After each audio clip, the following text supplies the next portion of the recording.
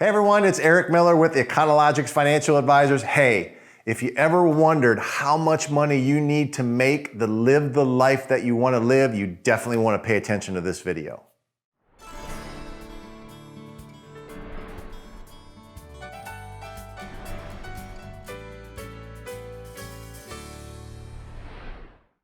Okay, the question comes up all the time when I'm working with practice owners is, how much money do I actually need to make to live the life that I want to live? And it's really an easy equation to break down. The reason that most practice owners are struggling though with their personal finances is because they underestimate just how much money they need to make to live the life that they want to live. Not the one that they're living now, it's the one that they want to live. So I'm gonna give you the formula. Here goes. So you really have to break it down. What are the component parts of your ideal amount of income? So it would break down like this. First off, you'd have to determine what your basic lifestyle is. So most practice owners run around a $10,000 to $20,000 a month lifestyle, but that would be a component part of figuring out what your total income needs to be. The second component part would be, hey, how much do you need to fulfill your financial goals? Now, people don't really think about this, but this needs to be added to your income demand. And let's say that you wanted to have $4 million in 20 years. Well, guess what? You'd have to save $200,000 a year to be able to achieve that goal. If you wanted to have college of $200,000 in 4 years, you need to have $50,000 to reach that goal. So you have to make sure that you do the math on whatever your goals are, the amount of income that you need to create that.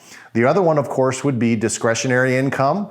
And then you have to add taxes into that equation so you get the accurate number.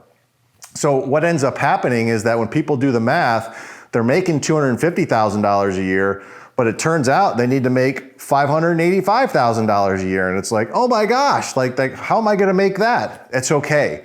At least you're not operating on a wrong target. You can always take that income number of whatever you need to make, go look in the business and figure out how you can produce more in the business to make up the difference. That's the beauty of owning a business.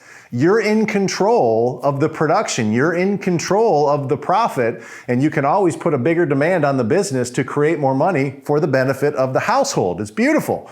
Okay, well that's how you do income planning personally for your household. Look, I know it seems like it's overwhelming and it's a lot more than what you thought it was, but at least you're not operating on a wrong target. This is Eric Miller. I want to make sure that you are a friend to yourself. Go out there and create some really good financial habits today. Do well.